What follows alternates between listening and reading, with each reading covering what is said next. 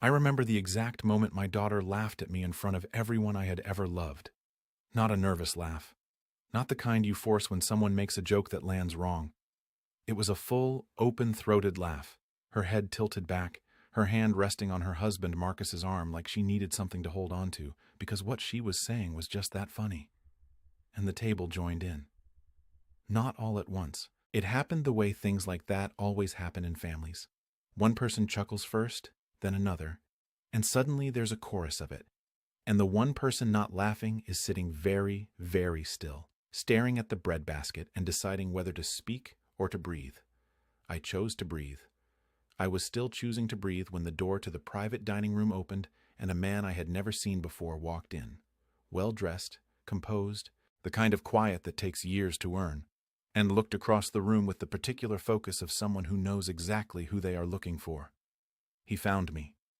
He walked to my end of the table, reached out his hand and said, "Mr. Calloway, sir, I am so sorry to interrupt, but there's something you need to know, and I thought it was better to come in person." The laughing stopped. Every smirk in that room, and there were several, went somewhere it couldn't easily come back from. But I am getting ahead of myself. That night, that restaurant, that table full of people who had known me for decades and still didn't truly see me. None of it makes sense without going back a few years first, without going back to who I was before I became the man my own daughter thought it was safe to laugh at in public. My name is Gerald Calloway. I am 63 years old, and I live in a town called Harwick, which sits about 40 miles east of Raleigh, North Carolina, in the kind of country that looks like a postcard in October and like a wet sock in February. I retired 2 years ago from 31 years of service as a logistics coordinator and senior fleet manager for a private executive transportation company called Meridian Group. Before that, I spent 8 years in the United States Army, finishing as a staff sergeant with 2 overseas deployments under my belt and a set of habits: stillness, patience, the ability to read a room before anyone in that room knows they are being read, that I never lost, not even after the uniform came off. My wife, Carol, died 4 years ago. Ovarian cancer, caught late, gone faster than the doctors had warned us it might go. We had 34 years together. I still talk to her sometimes, not out of grief exactly, but out of habit. The same way you still reach for the light switch in a room you moved out of years ago. What happened at that dinner table started long before that night. But if you've ever felt that kind of fear, not for yourself, but for something you love that is slipping away from you, and you can't figure out whether to hold tighter or let go, then please, stay with me until the end. This story goes somewhere. And if what I've already shared has touched something in you, leave a like on this video, subscribe to this channel, and tell me in the comments whether you've ever sat at a table that felt like that. Because stories like this one deserve to be heard by the people who need them most. 3 years before that dinner, I was living a life that looked, from the outside, like the quiet version of happiness. Small house on Pendleton Lane, 2 bedrooms, a backyard that backed up against a drainage ditch that Carol had always called our water feature without irony. I had a dog named Corporal, a 9-year-old beagle with one bad knee and an attitude about Mondays that I respected, and a morning routine that involved black coffee, the newspaper I still had delivered on paper because I liked the smell of it, and a 40-minute walk around the neighborhood before the heat got serious. Retirement felt like wearing someone else's shoes at first. I had spent 3 decades managing fleets of black cars, coordinating the movement of executives, dignitaries, and the occasional foreign head of state through 4 major American cities. I knew how to be invisible, how to be present without demanding attention, how to keep every variable in a moving situation from catching fire. Suddenly, there were no variables. There was just the Tuesday garbage pickup and the HOA newsletter and the very same Tuesday garbage pickup again the following week. I volunteered at the local Veterans Center on Wednesday mornings, helping guys much younger than me navigate paperwork that hadn't gotten any less cruel since I had navigated it myself. I read a lot. I fished at Mercer Pond on Sunday afternoons, not because I was particularly good at it, but because it was the one activity I had shared with my father, and it made me feel, on certain quiet afternoons, like he was still somewhere nearby. My daughter is named Renee. She is 38 years old, and she is, without any competition, the person I am most proud of in this world. She got Carol's intensity and her father's stubbornness, which meant she was either going to be extraordinary or exhausting, and she had managed to be both, often on the same afternoon. She had a master's degree in marketing, a job as a brand director for a mid-size retail company in Charlotte, and a way of walking into a room that reminded me of her mother, chin up, eyes moving, already 3 steps ahead of the conversation everyone else thought they were having. I had loved watching her become who she was. When she was 7, she had insisted on running her own lemonade stand, and when I had suggested she might want a partner, she had looked at me with absolutely Carol's eyes and said, "Daddy, partnerships dilute your margins." I had nearly fallen out of my lawn chair. When she was 19, I had helped her carry boxes into her first apartment, a 3rd-floor walk-up in Durham so small that the bed and the desk competed for the same 12 square feet, and when I had asked if she was scared, she had said, "Of what?" Not bravely, just genuinely confused about what there would be to be afraid of. I had believed, for most of her adult life, that Renee and I had the kind of relationship where the real things got said out loud. I had been wrong about that, as it turned out. But I didn't know it yet. She had met Marcus Fielding at a conference in Atlanta 4 years before the dinner. He was 42, a commercial real estate developer, tall in the way that some men use height as a form of argument, with the easy smile of someone who had learned very young that a warm expression could cover a multitude of cold calculations. He dressed expensively and spoke confidently, and the first time I shook his hand he gripped mine a half-second too long, the kind of shake that says I want you to remember who's holding on. I tried to like him. That is the honest truth. I tried the way you try to appreciate a piece of music that everyone else seems to love, and you can't quite find the melody in. I reminded myself that my job was not to like Marcus. My job was to love my daughter, and if she had chosen him, then my job was to give him every fair chance I had in me. He was charming at Thanksgiving that first year. He brought wine, the right kind, the amount that signals thoughtfulness without showing off. And he asked my neighbor Arthur about his woodworking hobby with what looked like genuine interest, and he helped clear the table without being asked. I watched him. I watch everything. And I thought, he's trying. He's nervous. Maybe I should give this more time. The first comment that made my shoulders go tight happened at Christmas, 3 months after Thanksgiving. We were eating Renee's pie. She made a sweet potato pie that Carol had taught her, the recipe handwritten in Carol's looping cursive on a card I knew Renee still kept in her kitchen drawer. And someone mentioned that I had been quiet about what I was doing with my time since retiring. I said I was fishing, volunteering, getting used to the pace of it. Marcus smiled. Not at me. At the table. "Sounds like you've got the easy life figured out, Gerald," he said in that warm, casual tone that made it feel like a compliment until you walked around the back of it and realized it wasn't. I said, "I suppose I do." He nodded, still smiling. "Must be nice to just step back and let things run on their own. Renee and I are building something, but I guess at some point you get to stop building." Nobody said anything. Renee laughed. Just a small laugh, the kind you make when you're hoping everyone moves on quickly. Arthur looked at his fork. I took a sip of coffee and said nothing, because saying nothing in that moment was the most powerful thing I could do, and I had learned that lesson in 8 years of military service and 31 years of moving quietly through rooms full of important men. But I remembered it. The pattern, once I started seeing it, was difficult to unsee. It showed up at Easter dinner when Marcus made a joke about my neighborhood being charmingly modest, in a way that made Renee's cousin Patricia titter. It showed up at Renee's birthday lunch in June, when he casually mentioned that I had probably not heard of the restaurant he had booked because it was the kind of place that takes a certain kind of income to discover. I was paying for half of that lunch.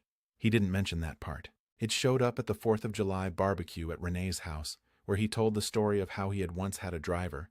He said it meaningfully, looking at me, and how he could never understand how someone made a whole career out of basically being a glorified chauffeur. He didn't know what I had done for a living in any detail. Renee had told him I worked in transportation. He had filled in the rest himself. I did not correct him. Not yet. Each of those small incidents felt, in isolation, like something you could breathe through. A rude comment from a man who was insecure, a joke that misfired, a casually dismissive aside from someone who measured other people in the only currency he understood. Separately, they were bearable. Together, They were a portrait of something I recognized from years of watching people in confined spaces. The portrait of someone who had decided exactly what you were worth, and who was going to keep finding small, public ways to remind everyone else of that assessment. What made it worse was how the family began to follow his lead.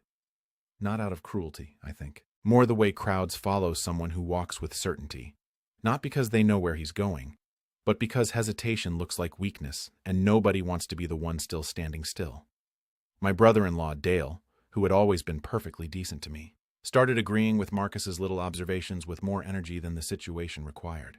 Renee's college friend Harriet, who came to family gatherings because she and Renee had been close since freshman year, started giving me the particular kind of careful smile you give to someone whose feelings you're managing without telling them why. I noticed all of it. I said nothing. There was a Saturday afternoon in February, gray sky, cold without being cold enough to be beautiful, when Marcus came by Renee's house while I was there helping her move some furniture around. We were rearranging her home office, and I had already moved a heavy oak bookshelf by myself, which Renee had looked at with briefly wide eyes before catching herself. Marcus came in with coffee from a place I hadn't heard of and surveyed the room with his hands in his pockets and said, "Gerald, you know you don't have to do that. We have people for that." I set down the box I was carrying, slowly. "I know," I said. "I just mean," he said, "a man your age shouldn't be pulling his back out doing manual labor. You should be relaxing." He said it with a smile. I looked at him for a moment longer than was comfortable.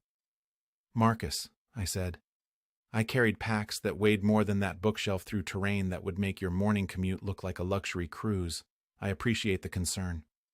He laughed, a short, tight sound, and went into the kitchen. Renee looked at me. I looked at her. Her expression was something I couldn't quite name. Not quite an apology, not quite agreement, but somewhere between them, in the uncomfortable middle where people live when they love someone who makes them uneasy, but haven't yet decided what to do about it. We did not talk about Marcus that afternoon. We talked about the bookshelf and which wall it looked better against, and about Corporal's bad knee, and about whether she wanted to drive up to Harwick for dinner sometime that week. She said she'd try. She sounded like she meant it. She didn't come for 3 weeks. The thing about noticing something is that once you see it, you start watching for proof that you're wrong.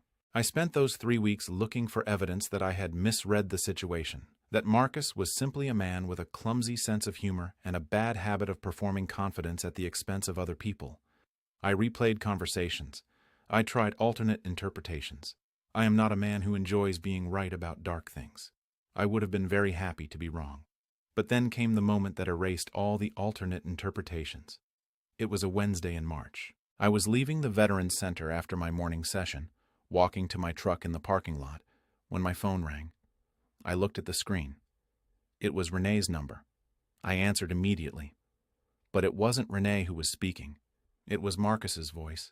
And he didn't know I had answered yet because he was already mid-sentence, talking to someone else in what I could only assume was his car, with Renee's phone sitting somewhere near him and the call having connected accidentally when it was jostled. "Honestly, it's embarrassing," he was saying, and his voice had a quality I had not heard before. Not the charming, warm-toned social voice, but the real one, the back-of-the-house voice. She still talks about him like he's some kind of authority figure, like I'm supposed to ask Gerald's permission for anything. He's a broke retired chauffeur. He can barely pay his bills from what I can tell. The sooner she stops relying on his opinion for things, the better. There was another voice, male, laughing. What does she even see in him? Sentimentality, Marcus said, with a finality that told me he had said this before. She confuses him being present with him being impressive. The man has nothing. No real career, no money worth mentioning, no connections. He was a driver, Derek. A driver. And she's still asking his advice about our business decisions. A pause. "I'm going to fix that," he said. I was standing in the parking lot of the Veterans Center with my phone against my ear and the cold March air going straight through my jacket, and not feeling it at all. There is a kind of cold that has nothing to do with temperature. I had felt it before, in places overseas, in moments when everything depended on what you decided in the next 3 seconds. It is not fear exactly. It is clarity. The sharp, colorless clarity of knowing exactly what you are dealing with, and exactly what it is going to require. I stood there until I heard the call disconnect on his end. Then I stood there a little longer. I thought about Carol. I thought about what she would have said, not gently, not with softness, but with that direct, no-nonsense voice she reserved for situations that had gone past the point of being managed with kindness. "Gerald," she would have said, "you know what this is. Stop pretending you don't." She was right, the way she almost always was. I got into my truck. I sat behind the wheel without starting the engine. The Veterans Center had a small American flag outside that was moving in the wind, and I watched it for a moment. Not ceremonially, just because it was there, and because familiar things have a way of steadying you when the unfamiliar is pressing in from every side. I thought about what needed to happen, not what I wanted to happen. I had enough discipline, enough years of managing my own reactions, to keep wanting out of the planning room entirely. What needed to happen? The situation, assessed cleanly. My daughter was with a man who was working, methodically, to separate her from her father. Not because he hated me, because I was inconvenient. Because a woman who trusts her father's judgment is a woman who might, eventually, use that judgment about the man she is with. Marcus was not a fool. He was doing exactly what smart, controlling people always do. He was removing the variable he could not predict. I started the engine. I drove home. I fed Corporal and made a second pot of coffee and sat at the kitchen table where Carol and I had eaten 1,000 meals, and I wrote out in longhand what I knew and what I could prove and what I was going to do about it. I am going to tell you the rest of this, but I want to start with the dinner first, because that dinner is where all of it came to a head, and it is the story I think about now when I think about that year. Not as a wound, but as a kind of before and after line, the kind you only recognize clearly in retrospect. The dinner was in April. Renee and Marcus were celebrating their 2-year anniversary, and they had booked the private room at a restaurant called Holt & Mason in downtown Charlotte, the kind of place with cloth napkins folded into shapes, where the menu doesn't have prices on the version they bring to certain guests. There were 12 of us at the table, Renee and Marcus, his parents Gordon and Sheila, his brother Derek and Derek's wife Amanda, Renee's friend Harriet, my brother-in-law Dale and his wife Beverly, Renee's colleague Diane, and me.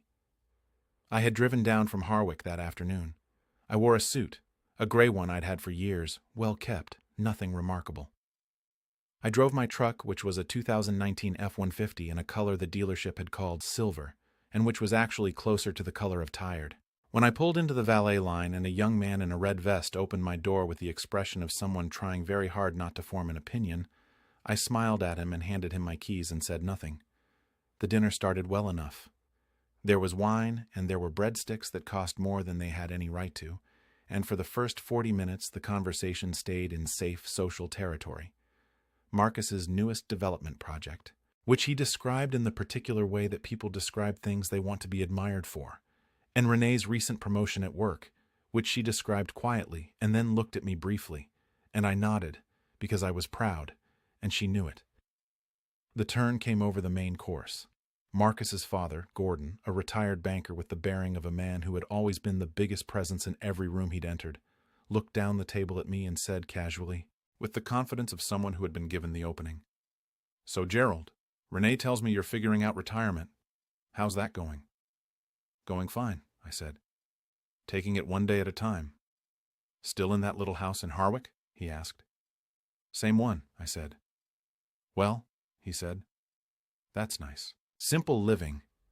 And then Marcus, who had been watching this exchange with the particular attention of someone who had arranged it, said, "Renee, didn't you mention that your dad has been having some trouble keeping up with the bills on the house? I thought you said something about that." The table went quiet in that anticipatory way. Not uncomfortable silence, but the kind that waits to see which direction the wind is blowing. Renee laughed. "And this is the part I need you to understand, because I have turned it over in my mind more times than I can count, trying to find the interpretation that hurts less, and I haven't found one yet." She laughed, not nervously, not reflexively.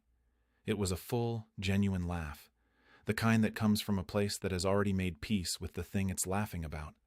And she said, He's fine. He just, retirement income is what it is." "Dad, You know we don't judge you for any of that."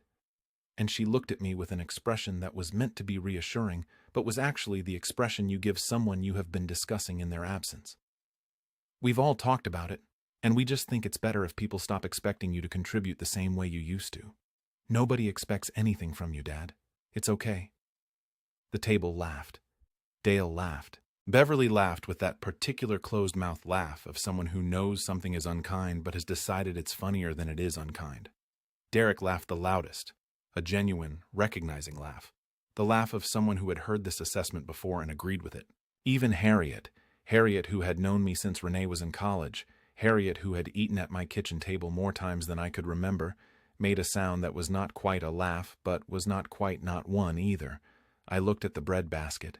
I thought about Carol. I thought about 8 years in the Army and 31 years in professional service and what it had felt like to be the invisible man in the room, the one who drove the powerful people, who knew their secrets, who kept their schedules, who had access that no one else in those rooms had ever considered. I thought about what I had spent the past 6 weeks doing, quietly, on evenings when Corporal was asleep and the house was still.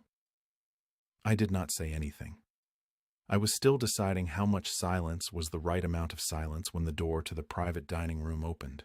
He was perhaps 50 years old, wearing a dark suit that had clearly been made for him and not bought off a rack, with a silver tie and the kind of deliberate unhurriedness in his step that said he was not lost, was not confused about why he was here, and was not going to be hurried by anyone.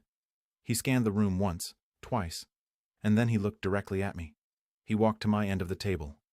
"Mr. Calloway," he said, and held out his hand. "Sir, I am so sorry to interrupt your evening." I stood, not quickly, not slowly, and shook his hand. His grip was professional, respectful, exact. "No interruption," I said. "My name is Nathan Holt," he said. "I am the managing director of Holt & Mason. This is my restaurant." He said it not with pride, but with the matter-of-fact quality of someone identifying themselves for clarity. "I was at the bar when you came in this evening, and I wasn't sure at first, but then I was." The table had gone completely still. Marcus was watching with an expression that had lost most of its confidence. Gordon had set down his fork. "I owe this man something," Nathan Holt said, and he said it to the table, not to me, but to all of them, in the patient, carrying voice of someone making a record. 12 years ago, I was the head of operations for a technology company headquartered in Raleigh. We were being acquired, and in the middle of the acquisition, I made a mistake, a significant one. Financial data I should have protected, I didn't protect, and there were people who wanted to use that mistake to end my career and potentially prosecute me. He paused, with the precision of someone who has told a story before and knows where the weight belongs. Gerald Calloway was the fleet manager assigned to transport me on the day the story broke in the press. He was in the building when it happened. He was the only person that day who did not treat me like I had already been convicted. He sat across from me in that car, and he said, and I wrote this down later because I didn't want to forget it. He said, "Whatever happened, happened. What you do in the next 4 hours will matter more than anything that happened before today." I went to that meeting. I disclosed everything voluntarily, ahead of the investigators. My attorney later told me that voluntary disclosure was the single thing that saved my career. Nathan Holt looked at me. "I built this restaurant with the first capital I earned after that. I've always wanted to find him and say what I'm about to say." He extended his hand again. "Thank you," he said, "for saving my life." I shook his hand a second time. The room was silent in a completely different way than it had been silent before. The laughing kind of silence and this kind of silence are as different as thunder and a power failure. Marcus had no expression. His face had the quality of something that had been emptied out too quickly. Renee was looking at me, and her expression had gone through several things too fast for me to name all of them, and had landed somewhere that was beginning to look a great deal like grief. Nathan Holt said to me, "I understand you're retired from Meridian Group. I've been trying to track you down through them for months." "I moved," I said, which was not the whole reason they hadn't found me. "Well," he said, "I found you." He turned to include the table. "Your father," he said to Renee. He had pieced enough of it together to know who she was one of the most trusted people in a company that transported heads of state. He didn't just drive cars. He managed operations for a fleet that serviced NATO delegations, Fortune 50 executives, and 2 sitting governors of this state. I know this because after what he did for me, I asked about him. I made it my business to know. He looked at Renee with the calm, undramatic frankness of a man who does not say things for effect. You should be extraordinarily proud. He apologized again for the interruption. He said that dinner was on the house, not performatively, just practically, and he shook my hand one more time and left the room with the same deliberate unhurriedness with which he had entered it. The door closed. Nobody spoke for what felt like a very long time. Gordon picked up his fork, set it down again. Amanda was looking at the tablecloth. Harriet was looking at her hands. Derek was looking at the ceiling in the particular direction that people look when they are trying to locate their dignity. Marcus had his hands flat on the table and was staring at the space in front of him as though something that had been there until 30 seconds ago was now missing. Renee was looking at me. "Dad," she said quietly. "It's fine," I said, because it was and because it wasn't, and because I didn't yet know which of those facts mattered more tonight. We finished the meal. The conversation resumed in that careful, subdued way that conversation resumes after the structural thing in the room has shifted. People talked about smaller things. Wine was poured. No one made any more jokes about my house or my retirement income or what people should or shouldn't expect from me. After dinner, while Marcus was in some conversation near the bar that looked less like conversation and more like an emergency, Renee came to stand beside me near the window that looked out onto the street. Charlotte at night has a specific quality of light. Orange-yellow street lamps and the occasional cold white of a passing cab. And for a moment we just stood in it. "I didn't know," she said. "I know you didn't," I said. "Not all of it. I didn't know any of... I knew you'd worked in transportation, but I thought you meant..." "I know what you thought," I said. She was quiet. Then, "He told me things. About your finances. About the house. He showed me. He said he had talked to someone who said..." "Stop," I said gently. "Not tonight." She nodded. She was holding her wineglass with both hands like a woman who needs something to hold.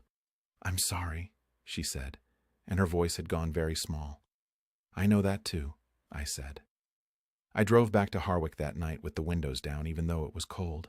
And Corporal was asleep in the passenger seat because I had picked him up from my neighbor Arthur's house on the way out of Charlotte, and the radio was playing something quiet and country that I couldn't have named. I didn't feel triumphant. I want to be clear about that. Triumph is a young man's feeling. Clean, loud, satisfying. What I felt was older than that. It was closer to the feeling you get when a knot you have been working on for a long time finally comes loose. Relief, yes, but also a quiet awareness of how long you were standing there pulling on it. The police had not been involved that night, but they were involved in the weeks that followed. Because what Marcus had done with certain financial information he had obtained about Renee's accounts he had access to through the joint finances of their household, turned out to be something that had a name in the law. He had moved money. Not all of it. Not catastrophically, but enough. Renee had noticed the discrepancies after the dinner, in the strange, illuminated state of a person who has just had their vision corrected and is seeing clearly for the first time in too long. She called me 3 days after the dinner, early in the morning. "I need to show you something," she said, without a greeting. "Carol's daughter. All the way." "I'll drive down," I said. I was in the car before the coffee finished brewing.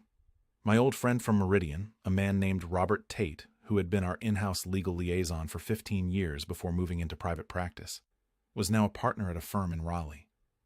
I called him on the way down to Charlotte. He answered on the second ring because he was the kind of man who answers on the second ring, and when I explained the situation in the careful, factual way I had learned to explain things in 31 years of working for people whose time cost more than most people earned, he said, "Send me what she has, all of it. And Gerald, get her out of that house before the weekend." She was out by Thursday. I am going to be honest about what those next months looked like because I think the honest version is more useful than the clean one. Renee moved into a furnished apartment in Charlotte. Small, functional, safe. And she swung between fierce independence and an exhaustion so deep it showed in her face like weather. She was doing the right things, meeting with Robert's colleague at the firm, cooperating with the financial investigation, seeing a therapist named Dr. Pauline Chen, who Harriet had recommended and who Renee described only as very direct, which in our family is the highest compliment. But healing is not a progression. It is a landscape. You cross the same ground more than once at different times of year, and it looks different each time. Sometimes easier, sometimes not. There were phone calls at 2 a.m. that were not about logistics. There were Sunday drives where we didn't say much. There were afternoons where Renee was fully, bracingly herself, sharp and funny and making plans. And there were other afternoons where she was quietly, terribly lost. I showed up for all of them. That is the only thing I know how to say about my role in those months. I showed up. The formal process moved at the speed. Formal processes always move, which is slower than the people inside them would like and faster, sometimes, than they are ready for. Marcus's attorney filed several challenges. Robert's firm answered each one. There was a morning in September, bright, a Tuesday, the kind of fall day that North Carolina does better than almost anywhere else, when I sat in a courtroom in Mecklenburg County beside my daughter and listened to the procedural machinery of accountability, working in its grinding, imperfect, nevertheless essential way. When my name was called to testify, I walked to the stand the way I had walked into every professionally important room in my life, with my back straight, my hands still, my pace unhurried. The courtroom was smaller than I had expected. There is something about high-stakes rooms that always ends up being smaller than you imagine when you're inside them. The attorney asked me to describe in plain language what I had witnessed in the period leading up to Renee's discovery of the financial irregularities. I did. I am not a dramatic narrator in live settings. I spoke in the same measured, direct tone I would have used to brief a client on a complex routing situation. Factual, specific, without editorializing. When they asked me about the phone call I had overheard in the parking lot of the Veterans Center, I described it exactly. The date, the time, the words, the quality of Marcus's voice. There was a moment when Marcus's attorney tried to suggest that the overheard call was ambiguous, that my interpretation of it was subjective. I looked at the attorney and said, "I have spent 31 years listening to what people say when they think no one important is listening. Ambiguity is rarely the explanation." I looked at Marcus once during my testimony. He was sitting at the defense table with the expression of a man who had prepared several faces for this day and found that none of them was the right one. I did not hate him. I want to be precise about that, because it matters. Hate requires sustained investment, and Marcus had never earned that much of my attention. What I felt, looking at him, was something closer to exhaustion. The exhaustion of having understood, for a long time, exactly what he was, and of having had to watch the people around me understand it slowly, and of having had to remain patient throughout. I said later, in the quiet of the corridor after we broke for lunch, to Robert, "I don't want him destroyed. I want him accountable." Robert said, "Those are not always different things." "I know," I said, "but they feel different from where I'm standing." The judgment came in October. Marcus was ordered to repay the funds, with interest and legal costs. There was a protective order. The formal proceedings concluded on a gray Thursday afternoon that smelled like approaching rain, and Renee and I walked out of the courthouse together, her hand through my arm, and neither of us said anything for the first half block. Then she said, "Can we get coffee?" "There's a place on Tryon Street," I said. "You know Charlotte better than you let on," she said. "I've driven a lot of important people around this city," I said. "You learn the coffee places." She laughed. It was a clean laugh, this one, the kind that doesn't have anything underneath it except what it is. We got coffee. We sat at a window table and watched the street and talked for 2 hours about nothing and everything. And at one point, Renee looked at me with the direct, Carol Sharp focus that had always been the best thing she had inherited from her mother, and said, "Daddy, when did you know? About Marcus? When did you actually know?" I thought about it. "The Christmas before last," I said, "when he made that comment about stepping back." "That long," she said. It was not a question. "I wasn't sure," I said, which was mostly true. And it wasn't my call to make. She was quiet for a moment. "You could have said something." "I could have," I said, "and you would have defended him and pulled away from me for 6 months." "A beat." "Probably," she said. "I know my daughter," I said. She reached across the table and put her hand over mine, and we sat like that for a while with the gray Charlotte afternoon outside and the coffee going cold between us and the particular quality of silence that is not emptiness, but its opposite. Fullness, the kind that doesn't need to be filled with sound. The months after October were quiet in the way that things are quiet after a long disruptive season has finally turned. Renee's apartment got less furnished looking as her things accumulated in it. Her books, her photographs, the ceramic lamp she had bought on a trip to Charleston, the small painting she had gotten from a gallery in Asheville on a weekend we had taken together when she was 26, and that had been in storage for 2 years because Marcus had never liked it, and so it had never found a wall. The painting went up first, she told me. Before the curtains, before the couch was properly arranged, the painting went up first. I started doing something around November that I hadn't done since Carol was alive. I started cooking on Sunday afternoons, not out of necessity, but out of something that felt like intention. I made things that took time, slow braises, soups that needed an hour of occasional attention, Carol's lasagna from the handwritten recipe card that I had kept in the kitchen drawer since she died without ever using it because every time I took it out, I wasn't ready yet. In November, I was ready. Corporal approved of the new Sunday routine primarily because it increased the statistical probability of something falling on the kitchen floor. My neighbor Arthur, who was 71 and had been widowed for 5 years and who built birdhouses in his garage with the focused serenity of someone engaged in a spiritual practice, stopped by one Sunday afternoon in early December and stood in my kitchen for 20 minutes drinking a glass of water and watching me stir something, and then said, "Gerald, I don't know what happened this year, but you seem lighter." "Lighter," I said. "Lighter," he confirmed. "Like something you were carrying got put down somewhere." I thought about that for a moment and said, "I think you're right." "Good thing," he said, and went home to his birdhouses. Renee came up to Harwick for Christmas, the first Christmas she had spent at my house in 3 years, because the previous 2 she had spent with Marcus and his family in places that did not include me in the invitation, and I had spent them at Arthur's or at the Veterans Center doing holiday shifts, and I had told myself it was fine and mostly believed it. She drove up on Christmas Eve, and we stayed up too late drinking wine at the kitchen table, and on Christmas morning she was still asleep in the guest room at 9 o'clock when I was already on my second cup of coffee, and Corporal was sitting on the stairs outside her door with the patience of a devoted doorman, and I looked at all of it and thought, this is what it was supposed to look like.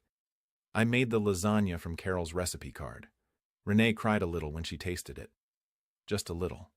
She said, "This is exactly how she made it," and I said, "I know. That was the point."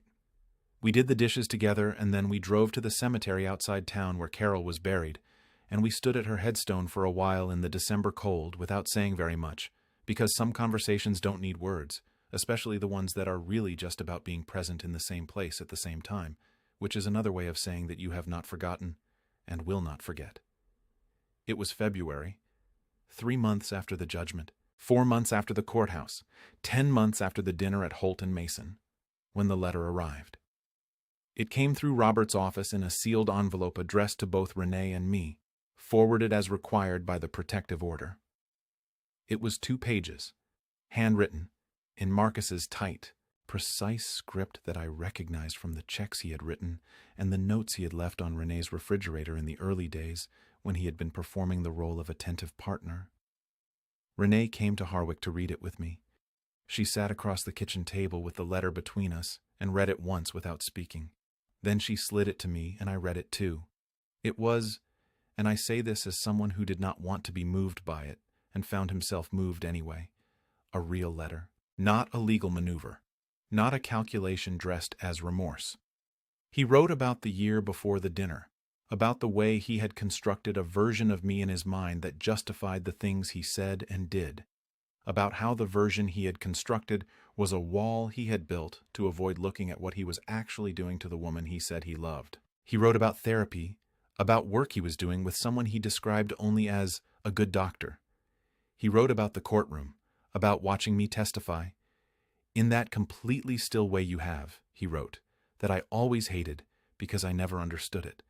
And I understand now that what I didn't understand frightened me." And about something in that stillness, shifting his understanding of what he had done. He did not ask for forgiveness. He was careful about that. He said explicitly, "I am not asking you to forgive me. I am asking you to know that I know what I did. We sat with it for a long time after. Do you believe it? Renee asked finally. I thought about it honestly, the way I try to think about hard questions. I believe he means it today, I said. That's not the same as forgiving him, she said. No, I said. It's not. But it's something, she said. It's something, I agreed. She folded the letter back into the envelope. She put it in her bag. She didn't say whether she was going to respond, and I didn't ask. Some decisions belong entirely to the person making them, and the most useful thing another person can do is stay quiet and close and let the deciding happen. We had dinner. We talked about her new project at work. She had been promoted again, a fact she mentioned with the same quiet matter-of-factness with which she had mentioned things her whole life, as though excellence was simply the operating condition and the acknowledgments were administrative details. We talked about a trip she was thinking about taking. Portugal, she said. She had always wanted to see Lisbon. We talked about Corporal's knee, which was better, and about Arthur's birdhouses, which were multiplying. We talked about Carol, the way we always did, without the specific gravity of grief, but with the warmth of memory, the way you talk about someone who is gone but has not left, not really, not from the conversations where they always showed up. Before she left, in the early evening with the winter sky going that deep blue that happens just before dark, she stood in my doorway and said, "Thank you, Daddy." "For what specifically?" I said.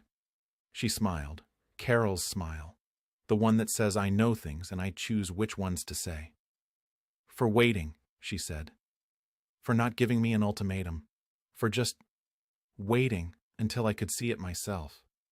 "You would have gotten there," I said. "Eventually," she said. "You got there," I said. She hugged me for a long time in the doorway. Corporal nosed between us indignantly. We both laughed.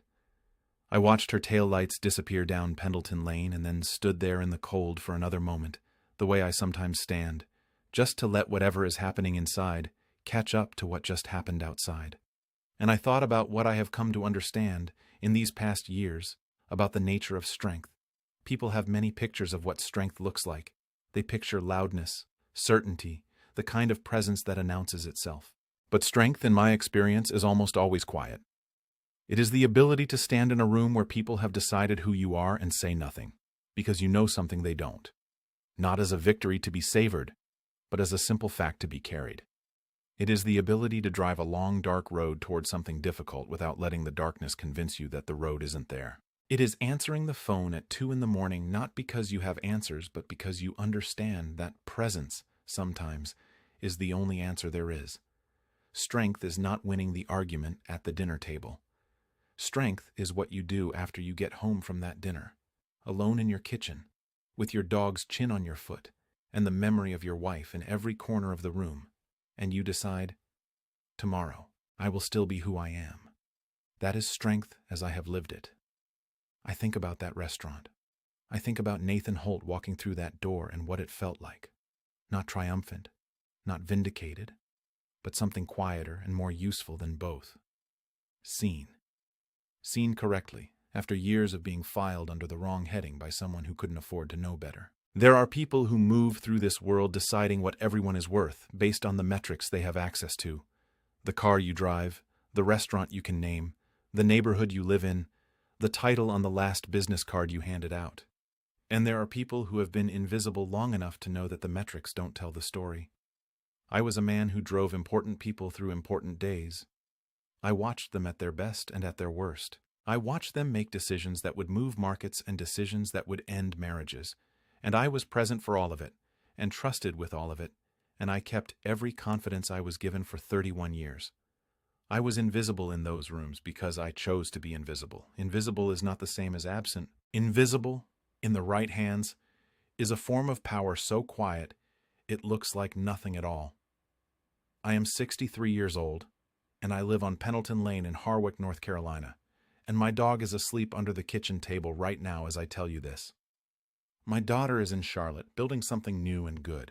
A stranger walked into a restaurant and gave me a moment I had not asked for, and I'm grateful for it not because I needed the validation. I had been living inside the truth of my own life for 31 years, and I knew what it was. but because it gave my daughter a doorway she needed, and she walked through it, and now she is on the other side of it, building something new and good. That is enough. More than enough. It is, in fact, everything. And if this story has done something to you tonight, if it has sat somewhere in your chest in the way that true things do, then I hope you will subscribe to this channel because there are more of these stories and they deserve to reach the people who need them. Leave a like if any part of what I said tonight felt like something you've carried too, and leave me a comment. Tell me if you've ever sat at a table where you were made small. Tell me how you got back up. Tell me what you know now that you didn't know then. I read everyone.